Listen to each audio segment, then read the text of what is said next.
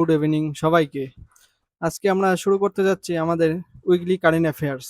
এই কারেন্ট অ্যাফেয়ার্সের যে সমস্ত এক সপ্তাহের মধ্যে ঘটনা ঘটেছে বা কারেন্ট অ্যাফেয়ার্সে ছিল সেগুলি আমরা আজকে ডিসকাশন করব। আর এটা হলো আমার টেলিগ্রামের চ্যানেলের, যেখানে আপনারা জয়েন করতে পারবেন। লাস্ট স্লাইডে মনে হয় কিউআর কোডটি দেওয়া আছে, সেখানে স্ক্যান করে আপনারা জয়েন করে নেবেন। So let's start. প্রথম আর্টিকেলটি হলো India's first hydrogen train. India's first hydrogen train শুরু করা হয়েছে, যেটা চালু হয়েছে 17ই জুলাই 2026 সালের, মানে একই 2 দিন আগে। It marks India's entry into the group of countries operating hydrogen fuel cell trains and is part of the Indian Railways Clean Energy Initiative. আমাদের ভারতবর্ষ হাইড্রোজেন ফুয়েল সেল দ্বারা যে সমস্ত দেশ ট্রেন চালায় তাদের মধ্যে সেই দেশগুলির গ্রুপের মধ্যে সামিল হয়েছে, এবং Indian railways first clean energy initiative ছিল এটা, ইন্ডিয়াস ফার্স্ট হাইড্রোজেন ট্রেন। কি ফ্যাক্টস: এই ট্রেনটি চলবে জিন টু সোনিপত, যেটা হরিয়ানায়, অ্যাবাউট 89 কিমি। এই ট্রেনটির মধ্যে 10টি কোচ আছে, দুটো hydrogen power driving cars plus 8 passenger coaches. Maximum operational speed 75 কিমি/আওয়ার during initial operation. Passenger capacity around 2600 passenger এখানে এই ট্রেনের মধ্যে যাত্রা করতে পারবেন। টেকনোলজি যেটা এই ট্রেনের ব্যবহার করা হয়েছে সেটা হলো hydrogen fuel cell generate electricity on board with water vapour as the only direct emission. Manufacture in India, এটা ভারতের মধ্যেই তৈরি করা হয়েছে। Build as an indigenous project under Indian railways with hydrogen production and refuelling infrastructure at Jind, মানে এটা জিন্ট যে আছে হরিয়ানা, সেখানেই তৈরি করা হয়েছে with hydrogen production and refuelling infrastructure. Next slide. পরে আর্টিকেলটি হলো ইউথেনেশিয়া।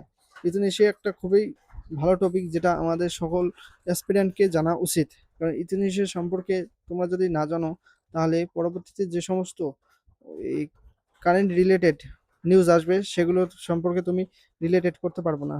সো আমি তোমাদের বেসিকটা বুঝিয়ে দিই যে ইউথেনেশিয়া কাকে বলে। ইউথেনেশিয়া হলো এমন একটি টার্মিনোলজি যেটা ending the life of a person suffering from an incurable or terminal illness to relieve unbearable pain and suffering.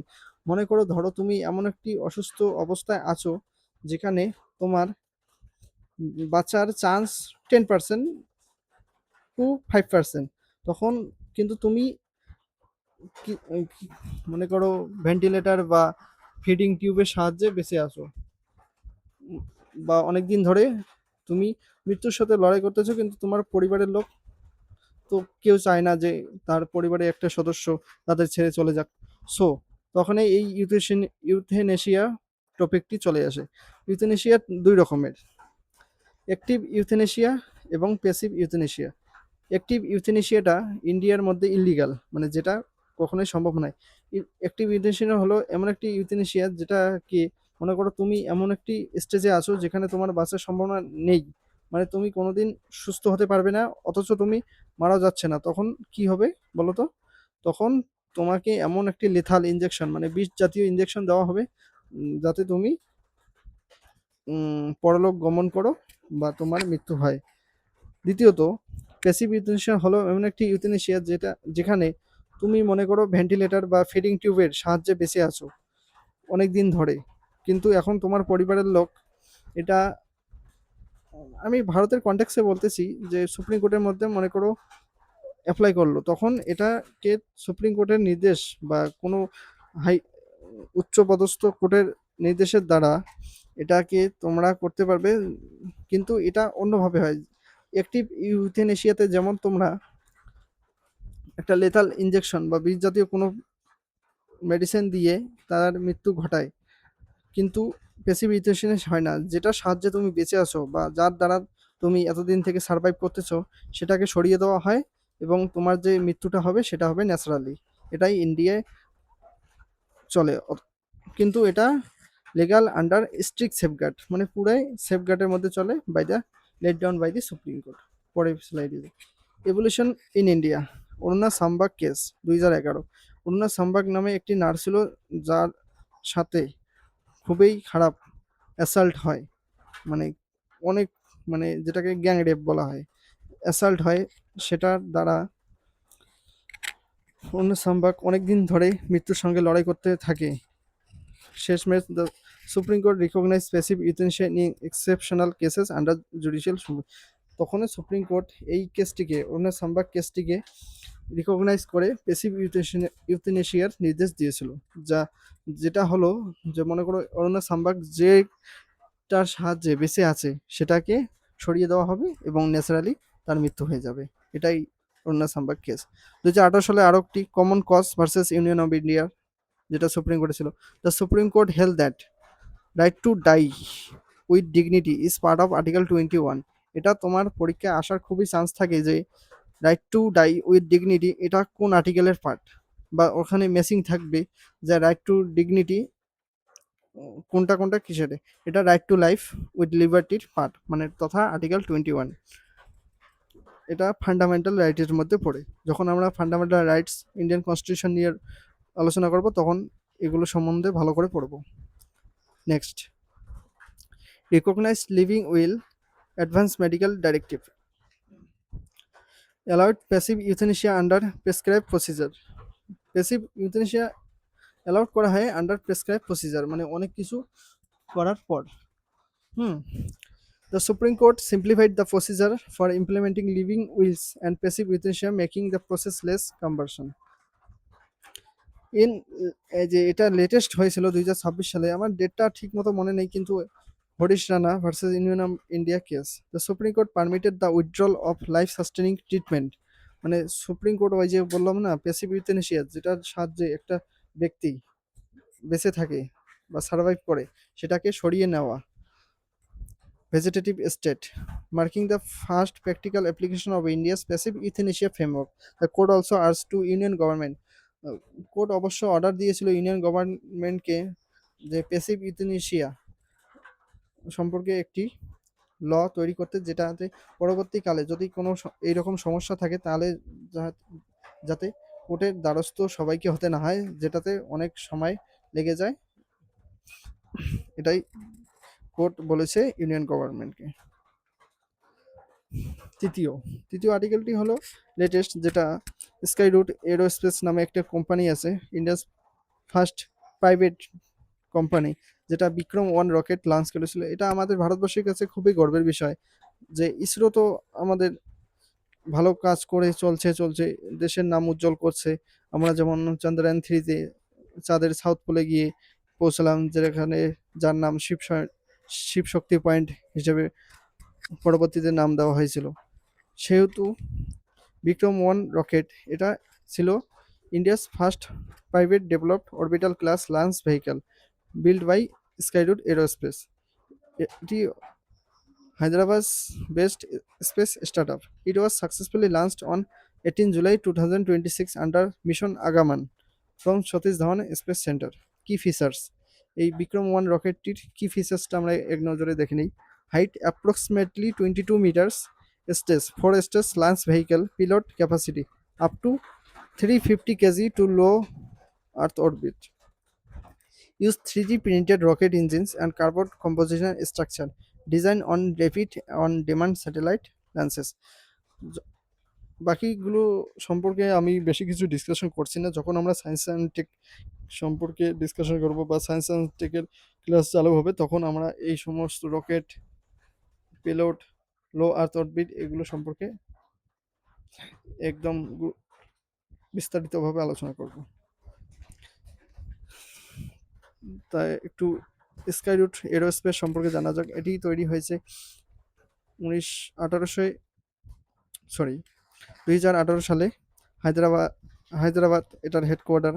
Founder ছিল former ISRO scientist Pawan Kumar Chandana and Naga Bharath Daka. Earlier launched Vikram S, India's first private suborbital rocket in 2022. Why is it important? It is the Indian first private rocket to successfully place payload into orbit. Carried 6 customer pilots during the maiden mission. demonstrate the growing capability of India's private space sector after the 2020 space reforms, strength India's position in the global commercial satellite launch market. পরবর্তী আর্টিকেলে যাওয়া যাক। পরবর্তী article Indian polity সম্পর্কে, যেটা under article 280, সেটা হলো finance commission. Finance commission কি একটু দেখে নিই। Finance commission is a constitutional body constituted by the president of India. এটি প্রেসিডেন্টের দ্বারা তৈরি করা হয় আন্ডার আর্টিকেল 280। প্রত্যেক 5 বছরে একবার করে এই বডিটি ফাইন্যান্স কমিশন কনস্টিটিউট করে প্রেসিডেন্ট দ্বারা, যেটা ডিস্ট্রিবিউশন করে financial resource between the union and the state. 16 finance commission constitute হয় 31 ডিসেম্বর 2023। চেয়ারম্যান এর 61st ফাইন্যান্স কমিশনের চেয়ারম্যান হলো doctor Arvind Panagariya and 4 other members. Award period 1 April 2026 to 31 March 2031, মানে 5 বছর। তথা constitutional function of finance commission, distribution of net tax proceed between the center and state, vertical devolution, মানে যতগুলো tax collection হয় সেটা centre এবং স্টেটের মধ্যে ডিস্ট্রিবিউট করা হয় ভার্টিক্যাল ডেভলিউশনে। Distribution of state share among different state, যেটা হয় হরিজন্টাল ডেভলিউশনের ক্ষেত্রে। Grants in aid under article 275, measures to strengthen the consolidated fund of state for panchayat and municipalities. Finance commission এক নজরে দেখে নেই যে 15 ফাইন্যান্স কমিশন আর 16 ফাইন্যান্স কমিশনের ক্রাইটেরিয়া। ইনকাম ডিস্টেন্স প্রথমটি 15th হচ্ছে 45%, 16 হচ্ছে 42.5%। এটা 16 ফাইন্যান্স কমিশনে কমিয়ে দেওয়া হয়েছে। Population according to 2011 census 15 finance কমিশনে এটা ছিল 15%, কিন্তু 16 ফাইন্যান্স কমিশনে এটা বেড়ে হয়ে গেছে 17.5%। ডেমোগ্রাফিক পারফরমেন্স 15 ফাইন্যান্স কমিশনে ছিল 2.5% এবং 16 কমিশনে হয়েছিল ওটা 10%। এরিয়া 15% 15 ফাইন্যান্স কমিশনে এবং 16 ফাইন্যান্স কমিশনে 10%। ফরেস্ট অ্যান্ড ইকোলজি 15 ফাইন্যান্স কমিশনে 10% এবং 16 ফাইন্যান্স কমিশনেও 10% same. Tax and fiscal efforts 2.5%, কিন্তু এটা 16 ফাইন্যান্স কমিশনে তুলে দেওয়া হয়েছে। কন্ট্রিবিউশন টু জিডিপি এটা আগে ছিল না, যেহেতু মানে 1 থেকে 15 নম্বর ফাইন্যান্স কমিশন অবধি এটা ট্যাক্স টু জিডিপি রেশিও যেটা থাকে তাদের মধ্যে যে একটা স্টেট টু স্টেট ভেরি করে, যে একটা ট্যাক্স ডিস্ট্রিবিউশনটা, ওটা এর আগে ছিল না, কিন্তু নতুন ইন্ট্রোডিউস করা হয়েছে 16 ফাইন্যান্স কমিশনে, যেটা 10%। এই হলো টোটাল 100%। সো এটা আপনাদের কমপ্লিট হয়েছে আমি জানি, ভালো করে পড়বে। এগুলো পরীক্ষায় আসে যে কোনটার ওয়েটেজ বেশি। যেমন এখানে আছে 16 ফাইন্যান্স কমিশনের, এখানে মিলাবে যে কার কার ওয়েটেজ বেশি। তোমাকে দেওয়া থাকবে যে ইনকাম ডিস্টেন্সের ওয়েটেজ বেশি না পপুলেশনের না ডেমোগ্রাফিক পারফরমেন্স, তখন তুমি এই নাম্বারগুলো দ্বারা সহজে তুমি এই ওয়েটেজগুলো করবে। অবশ্যই ইনকাম ডিস্টেন্সের একটা থাকবে, তারপরে পপুলেশনের একটা থাকবে, তারপরে ডেমোগ্রাফিক পারফরমেন্স, এরিয়া, ইকোলজি, তারপরে ট্যাক্স অ্যান্ড ফিসকাল এফোর্ট এটা কিন্তু তুলে দেওয়া হয়েছে। তার বদলে কন্ট্রিবিউশন টু জিডিপি এটা নতুন অ্যাড করা হয়েছে, এটা আপনারা মাথায় রাখবেন। যদি অপশানে থাকে তাহলে ভুল হওয়ার সম্ভাবনা খুবই বেশি থাকবে।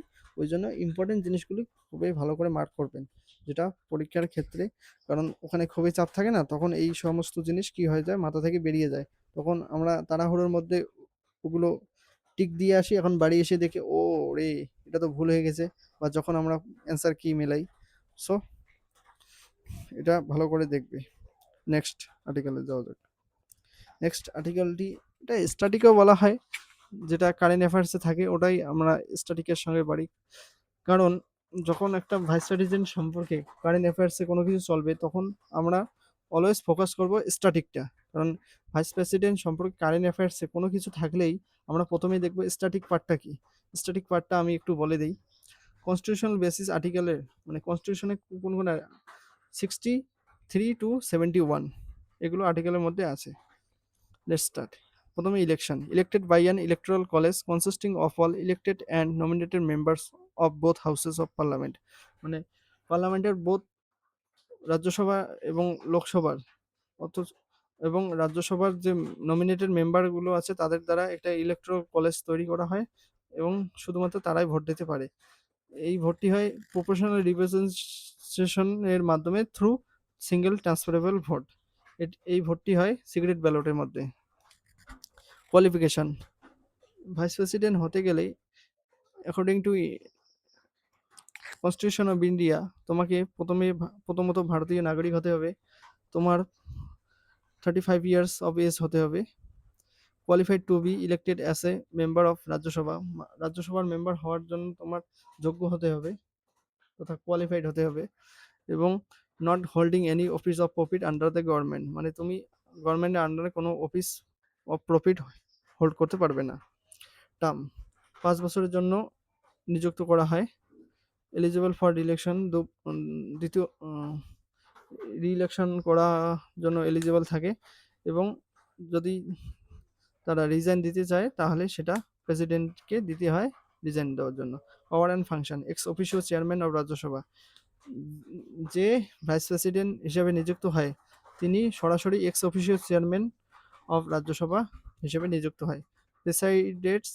প্রেসাইডস over the proceeding of Rajya Sabha, রাজ্যসভার প্রসিডিংগুলি প্রেসাইড করে, maintains order and discipline in the house, acts as president when the office of, মানে প্রেসিডেন্ট হিসাবে অ্যাক্টস করে যখন the office of the president become vacant, মানে যখন প্রেসিডেন্সিয়াল অফিস ফাঁকা থাকে তথা death, resignation, removal or otherwise, or president is unable to discharge his function due to absence, illness or any other reason.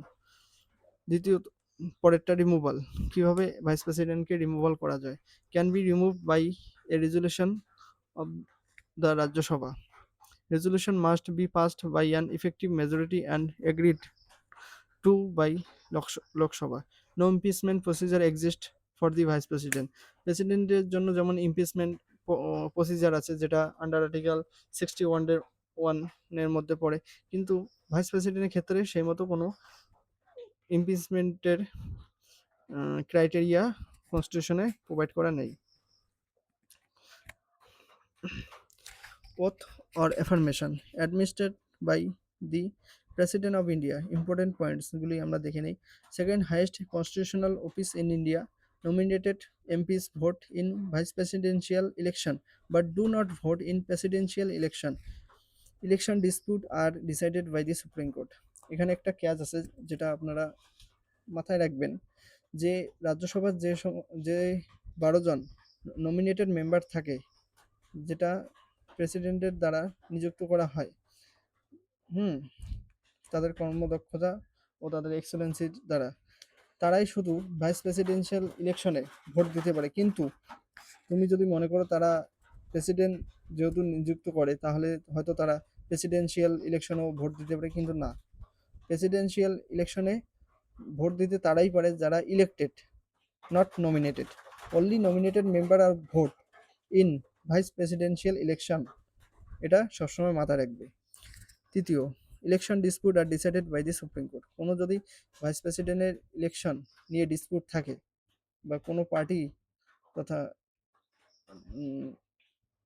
নাখুশ থাকে, সেই ভোটটাকে challenge করতে, সেই ইলেকশনটাকে challenge করলে তারা সুপ্রিম কোর্টের দ্বারস্থ হতে পারে এবং সুপ্রিম কোর্ট যেটা ডিসিশন দেবে ওটাই।